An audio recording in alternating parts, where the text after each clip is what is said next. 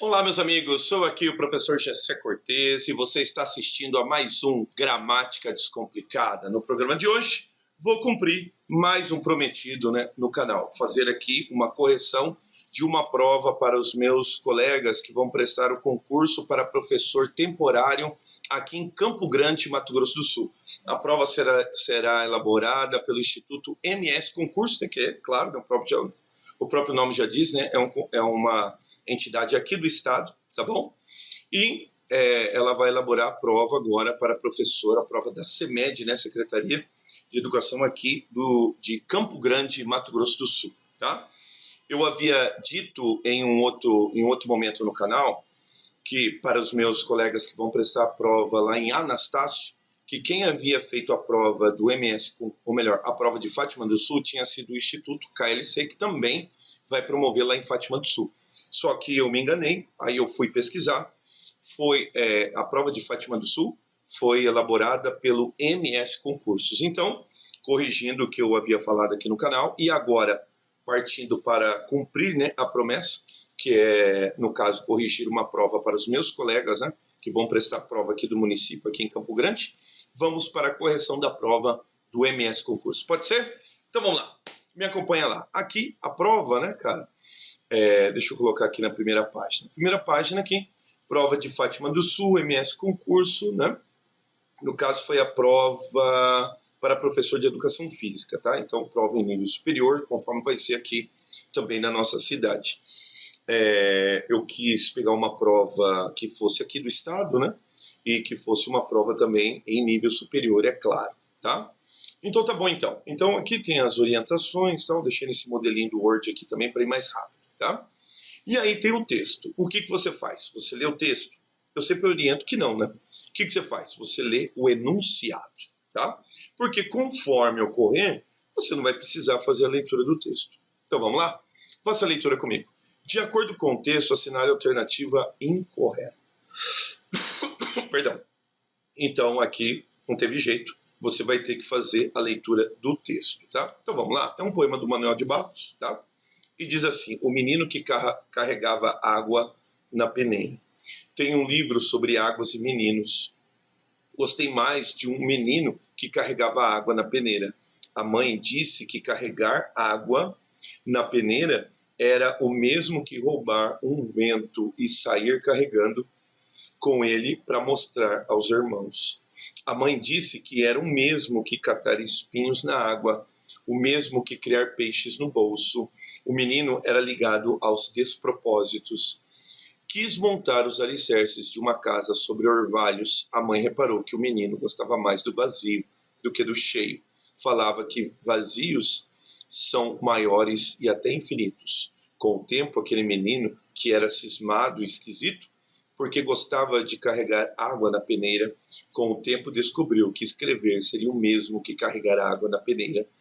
No escrever, o menino viu que era capaz de ser noviça, monge, mendigo ao mesmo tempo. O menino aprendeu a usar as palavras, viu que podia fazer peraltagens com as palavras e começou a fazer peraltagens. Foi capaz de modificar a tarde botando uma chuva nela. O menino fazia prodígios, até fez uma pedra dar flor. A mãe reparava o menino com ternura e a mãe falou: meu filho vai ser poeta. Você vai carregar água na peneira e a vida toda. Na peneira a vida toda. Você vai encher os vazios com as suas peraltagens.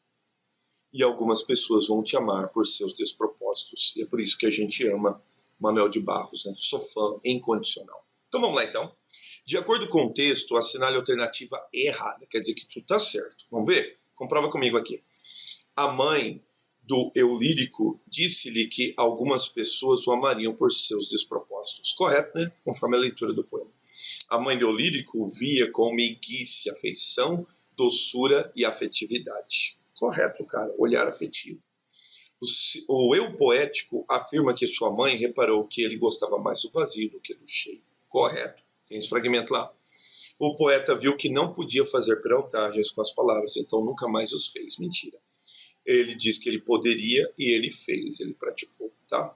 Então, supostamente, a resposta correta é a letra D, tá? Então, a letra D aí é a resposta correta. Vou colocar aqui uma marcação nela para ficar estabelecido, tá? A correta é a letra D. Fácil, né? Então, uma questão de interpretação, usou um poema. O poema aqui, né, do Mato Grosso do Sul, um poema de Manuel de Barros. Então, ficar atento aqui às produções aqui em Mato Grosso do Sul, tá bom? Tá bom, então. Sobre o correto uso ou não do hífen, marca alternativa é errada. Então, muito cuidado, tá? Normalmente, a banca, né, prefere marcar a alternativa correta. Então, já o MS Concurso já dá aqui mais de uma impressão, né, que ele gosta também de marcar que você marque a alternativa incorreta. Então, o que você tem que fazer? Então, você grife aquele que é o incorreto, quer dizer que está tudo certo. Tem uma que está errada. Então, vamos lá? Ano-luz. Então, aqui são os hífens por vocábulo, tá? No hífen vocabular, necessariamente não ocorreu alteração. As mesmas palavras que outrora tinham hífen, elas continuam com hífen. Por que, Gessé? Porque o hífen vocabular ele tem o efeito semântico, né, de conceber uma nova palavra. Então, o ano-luz é o nome que se dá uma medida temporal, né? Uma medida, porque os quilômetros no espaço não iriam fazer sentido, ia dar muito número, né? Então, a gente usa ano-luz. Então, eu tenho arco-íris, que é o reflexo, né, que mostra as tantas e tantas faixas de luzes, né, que batem na água. Então, a gente dá o nome daquilo ali de arco-íris, né? Tio, avô. Então, tá, resumindo, a letra A está correta. A letra B está correta também. Por quê? Porque quando é nome próprio, se o nome próprio tem hífen, ele permanece com hífen. É o caso de Bahia de Todos os Santos, Grã-Bretanha e Trás-os-Montes, que é um lugar lá de Portugal. Se fosse também Guiné-Bissau tem hífen, então ele permanece com hífen, tá? Se o nome próprio da cidade, do país, isso não importa. Se ele tem hífen, ele continua com hífen, tá? Agora, a letra C já começa errada, tá? Porque cão de guarda é um nome que se dá ao cachorrinho, um cachorro, mas é um cachorro cão de guarda. Diz a regra que, se o composto ele vier separado por preposição, ele não tem mais hífen. É por isso que pé de moleque não tem mais hífen. É por isso que pé de cabra não tem mais hífen. É por isso que mula sem cabeça não tem mais hífen. Porque ele tem preposição que o separa, não pode ter. É claro que existem as exceções. Então, por exemplo, eu tenho cor de rosa que permanece com hífen, tá? Agora, muito cuidado, porque aí eu tenho na alternativa aqui cor de vinho. Cor de vinho, então, não entra na exceção. A exceção é cor de rosa. Então, cor de vinho está erroneamente escrito com hífen. Está errado, tá? E quem quer que seja também, o que vai assumir uma função também de preposição, então ele é separado por preposição, não tem mais hífen. Tá bom? Muito bem. Então, supostamente, a errada é a letra C, tá? Bom, aí a gente vai para abóbora menina, couve-flor e bênção de Deus. Você não acabou de falar que tem preposição, não tem mais hífen? Tá, mas eu pesquisei, tá? Tudo isso daqui é nome de planta. Se é nome de planta, seja nome da flor, da fruta, não importa. Mesmo separado por preposição, ele continua com hífen. Então a gente tem aquela plantinha, né, uma flor. Copo de leite. Copo de leite continua com hífen. Por quê? Porque é o nome da flor. Então, cravo da Índia, é o nome de um caule, né? Sei lá o que é cravo da Índia. Uma semente, continua com hífen. Então, bênção de Deus, nome de uma flor, continua com hífen. De uma planta, continua com hífen. Couve-flor, você conhece. Então, não tem preposição, então não é o caso. Mesma coisa para abóbora menina, tá? Então, elas continuam com hífen. Agora nós temos um formato aqui. Ele vai fazer algumas afirmativas e você vai ter que colocar verdadeiro ou falso, tá? Eu não vou colocar aqui, porque daí vou ter que desconfigurar aqui a prova. Então, faz comigo aqui rapidinho. Aqui a primeira, falso verdadeiro. Aí eu tenho aqui o famoso, né, que muita gente fala catéter, né? E aí, claro, eu fui pesquisar para você, né? Então, catéter, normalmente, é a variante grega dela, né, que a torna paroxítono. Mas como a palavra ela descende imediatamente do latim, então o latim dele é oxítono, tá? Então ele tem que ser cateter. Então cateter é uma oxítona, assim como diz aqui o nosso enunciado, tá? Então Gibraltar é uma oxítona e também não é uréter, é ureter, que também é uma oxítona, tá? Então essa é a prosódia correta da palavra. Então fica aqui de aviso, tomem cuidado com as pronúncias. Às vezes existe um inconsciente coletivo, né, que produz a palavra de maneira equivocada, que pronuncia a palavra de maneira equivocada. É o caso de catéter, é errado, o correto é cateter, Gibraltar, ureter, tá? Então elas são oxítonas, então aqui caberia um verdadeiro. Gratuito, periferia e rubrica são paroxítonos, não é rúbrica, é rubrica, paroxítono. A divisão é periferia, paroxítona, e não é gratuito, que também seria uma paroxítona, mas não é hiato, tá? É uma paroxítona gratuito, então o tu e o i são pronunciados na mesma sílaba, tá? Gratuito, então é uma paroxítona. Seria verdadeiro aqui. Ônix, misantropo, ônix, misantropo e exo são paroxítonas. Ônix está acentuado porque nós acentuamos todas as paroxítonas terminadas em x. Mas as paroxítonas terminadas em o, nós não acentuamos. Então, misantropo é paroxítono, mas não é acentuado. E exo, né? Exo, eu pesquisei, tem a ver com é um gentílico de uma determinada pessoa, de uma determinada cidade em Portugal.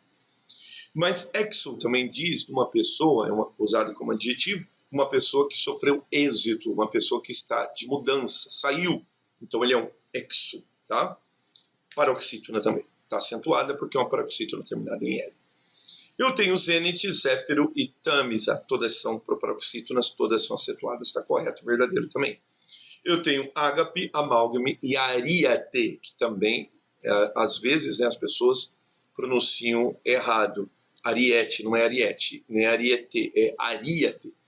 Aríate, você já assistiu o filme da Idade Média, né, cara? O ariete é quando eles faziam uma carroça ou, né, alguma coisa que vinha com um tronco, e aquele tronco, a parte da frente do tronco, quebrava a porta. Seria, no caso, os portões do castelo, entendeu? Então eles vinham com aquilo ali para bater, para quebrar. Então é um ariete, tá? É um instrumento bélico próprio da Idade Média, mas por que a gente não pode usar um ariete hoje, né? Então as pessoas, às vezes, você já ouviu falar, né? Que as pessoas pegam um carro, o ladrão rouba um carro, entra com o carro no banco, ou entra com o carro na loja e rouba a loja, rouba o banco, etc. Também seria um ariete. Usa o carro como se fosse um ariete, para quebrar, tá? Não importa. O que importa é que ariete é uma proparoxítona, tá? E aí eu tenho sutil. Se você já assistiu minha aula, eu sempre falo a respeito, né, do Nobel. As pessoas têm mania de chamar de Nobel. É errado, o prêmio não é Nobel, o prêmio é Nobel. E novel, né, que no caso também é uma oxítona. Então, o que aconteceu? Todas são verdadeiras. Então, o correto aqui é a letra C. Todas elas são verdadeiras, tá? Mais uma questão. Você vê duas questões, uma sobre prosódia, a outra sobre acentuação. Diz assim: assinale a alternativa onde todas as palavras são acentuadas pela mesma razão. Então eu tenho túnel, que é uma paroxítona terminada em L, hífen, que é uma paroxítona terminada em N, e vírus, que é uma paroxítona terminada em U, seguida de S. Não existe paroxítona terminada, ou melhor, não é que não existe. Ela não é acentuada pelo fato que terminou em S, ela é acentuada pelo fato de terminar em U, que pode ou não ser seguido de S. Supostamente a resposta correta é a letra A. Por que supostamente? Porque a gente vai conferir o resto. Órfão é uma paroxítona. Náusea também, mas só que a regra das paroxítonas terminadas em ditongo crescente, a gente normalmente difere das demais paroxítonas, tá? Então aprende isso. São paroxítonas? São. Mas como ela termina em ditongo crescente, a gente isola essa regra. Então, órfão, paroxítona, açúcar, paroxítona, mas náusea é uma paroxítona terminada em ditongo crescente. As paroxítonas terminadas em ditongo crescente, elas também recebem um nome, tá? Não é muito usado, mas existe essa nomenclatura do chamado proparoxítona eventual. Por quê? Porque, às vezes, a gente pode ficar em dúvida sobre a divisão silábica. Ela pode ser náusea ou pode ser náusea, entendeu? Então, neste caso, ele pode estar evocando a proparoxítona eventual. Por que eventual? Porque ela pode ser de um jeito ou pode ser de outro. Ela pode ser, no caso, paroxítona ou proparoxítona. Então, ele difere da regra. Então, nada feito para a letra B. Em bíceps é uma paroxítona terminada em PS, mas sofá é uma oxítona. Então, já está errado. Sóis é o plural de sol. O ditongo aberto oi deve ser acentuado quando for monossílabo ou oxítono. Correto. Só que álbum é paroxítono. Então tá errado. E sábado é proparoxítono. Tudo errado. Correta a letra A. Fechou? 5. Assinar a alternativa onde temos um ditongo crescente. Você lembra, né? O A, o E e o O são chamados vogais. E o I e o U semivogal. Quando o A, o E e o O estão na mesma sílaba, uma tem que ser transformada em semivogal. Entre o A e o E, o A e o A sempre será vogal. E o E e o O é que vão se alternar na posição de semivogal, tá? Agora, quando nós temos duas semivogais, que é o caso de tranquilo, aí você vai ter que levar em consideração o jeito que você fala. Então, note que você fala o U de uma maneira menos intensa e o I de uma maneira mais intensa. Tranquilo, tá? Esse seria no caso de tombo crescente, tá? De tombo crescente, letra B. Por quê? Porque os outros não podem ser de E nenhum. Notem, afrouxar, o O é vogal e o U é semivogal, lembra? Parte de uma de maior intensidade para uma de menor intensidade. Isso se chama de tombo decrescente, tá? Patrão, você não fala patrão ou, você fala patrão. Então você fala uma vogal e depois seguido de uma semivogal, de tombo decrescente. Você fala ameixa, que não tem jeito. O E é vogal e o I semivogal, de tombo decrescente. O único que deu de tombo crescente foi a letra B.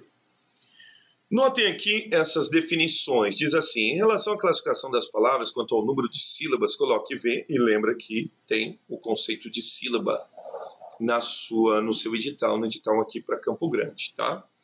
Monossílabo, mono é um, são as palavras que têm apenas uma sílaba. Exemplo, pé e mal, correto.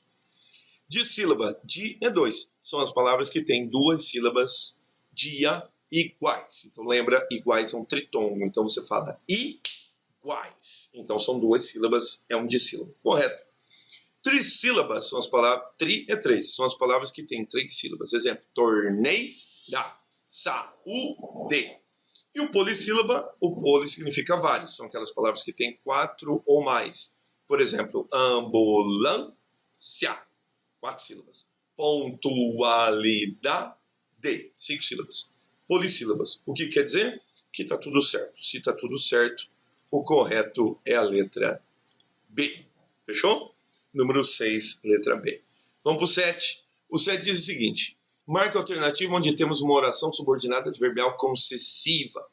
A concessiva é aquela da quebra da expectativa. A conjunção que melhor a enquadra é o embora, mas ela pode ter também outras variantes. Tá? Mas o embora é a conjunção chave. Tá? Então note que a letra A já resolve a nossa questão. Embora tivéssemos, né? Deixa eu realçar aqui, embora tivéssemos planejado tudo, houve transtornos da viagem. Então notem a quebra da expectativa. Se ela foi planejada, não era para ter transtorno. Entendeu? Quebra da expectativa. Classifique as outras. Falou com tal firmeza que todos acreditaram. Falou com tal. Notem. Sempre que eu tiver tal que, tanto que, tamanho que, a fome dele era tamanha que comeu tudo na geladeira. Então, consequência, tá? Então aqui nós temos o exemplo de uma consecutiva. Letra C. Como estou doente, precisava de acompanhamento médico.